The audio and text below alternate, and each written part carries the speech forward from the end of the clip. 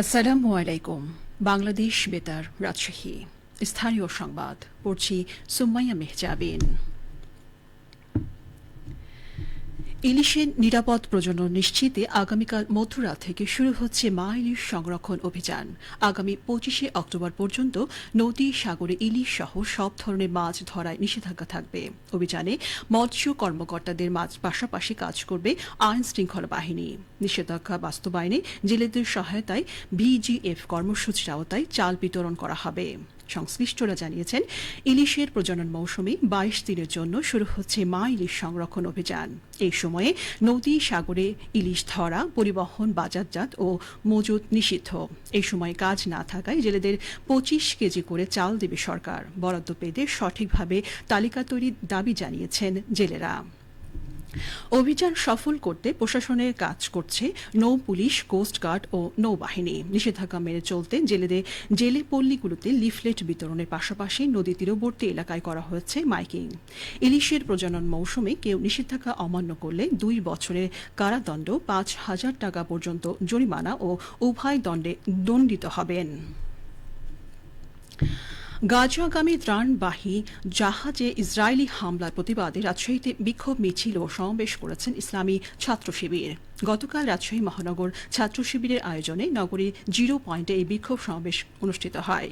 সমাবেশে প্রধান অতিথি ছিলেন ছাত্র শিবির রাজশাহী বিশ্ববিদ্যালয় শাখার সভাপতি মোস্তাকুর রহমান জাহিদ। তিনি বলেন, অভুক্ত ও অসহায় যুদ্ধে ধ্বংস জনপদ গাজা অভিমুখে ত্রাণবাহী জাহাজে হামলা করে আটক করা চরম মানবতার লঙ্ঘন। ইসরায়েলি ফিলিস্তিনে অন্যায়ভাবে ধ্বংসযজ্ঞ চালিয়ে এক চরম অন্যায় করেছে, আবার ত্রাণবাহী জাহাজে আটকে আরও ঘৃণ্য অপরাধ করছে।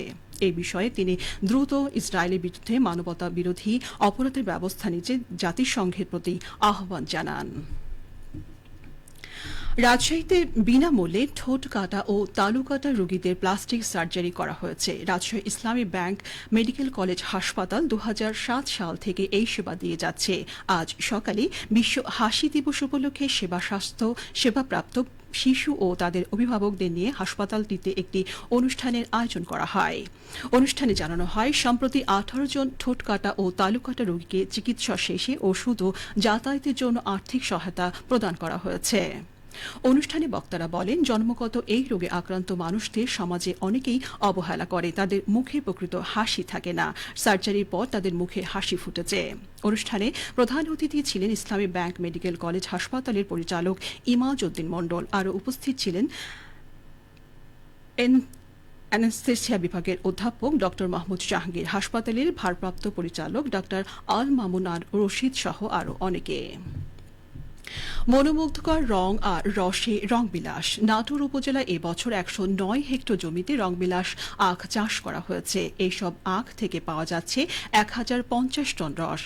অর্থকারী এই কৃষিজ উৎপাদনে অপার সম্ভাবনাময়। চলতি মৌসুমে আবাদকৃত 109 হেক্টর জমির মধ্যে সর্বোচ্চ 61 হেক্টর জমিতে করা হয়েছে বড়াইগ্রাম উপজেলায়। এছাড়া 45 হেক্টর গুরুদাসপুর উপজেলায় এবং 3 হেক্টর জমি সিংড়া উপজেলায়। চলনবিল অধ্যুষিত 3টি উপজেলাতেই শুধুমাত্র রংবিলাস আবাদ করা হয়েছে। ধারণা করা হচ্ছে চলনবিলের মাটি, পানি, আবহাওয়া এই আখ চাষের জন্য উপযোগী। আখ উৎপাদনের প্রয়োজনে 10 মাসে বিরতিকালে জমিতে অনেকেই রোপা আমনের সুগন্ধি ধান আবাদ করেছেন। আবার আখের পাশাপাশি সাথী ফসল হিসেবে শুধু রসুন ও পেঁয়াজি নয়, অনেকে মুগ ডালও চাষ করবেন। অত্যন্ত লাভজনক এই পদ্ধতি ব্যবহার করে কৃষকরা অনায়াসে লাভবান হচ্ছেন। বড়াইগ্রাম উপজেলা কৃষি কর্মকর্তা রাজীব আল মারুফ জানান, কৃষি বিভাগ এই আখ চাষের সম্প্রসারণে কৃষকদের প্রয়োজনে পরামর্শ দিয়ে যাচ্ছে। রাজশাহীতে আগামীকাল থেকে শুরু হচ্ছে 30তম Rajshahi international junior tennis championship 2025। বিকেল 3:30টায় রাজশাহী বিভাগের কমিশনার খন্দকার আজিম আহমেদ প্রধান অতিথি থেকে এই উদ্বোধন করবেন। রাজশাহী টেনিস কমপ্লেক্সে অনুষ্ঠিতব্য এই টুর্নামেন্ট আগামী 10 অক্টোবর পর্যন্ত চলবে।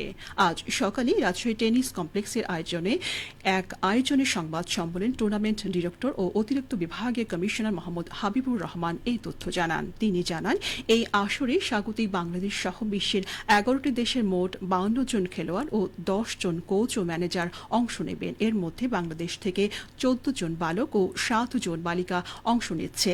এছাড়া ভারত, দক্ষিণ কোরিয়া, আমেরিকা, থাইল্যান্ড, জাপান, চীন, মালদ্বীপ, চাইনিজ তাইপে, সিঙ্গাপুর ও হংকং থেকে খেলোয়াড়রা অংশগ্রহণ করবে।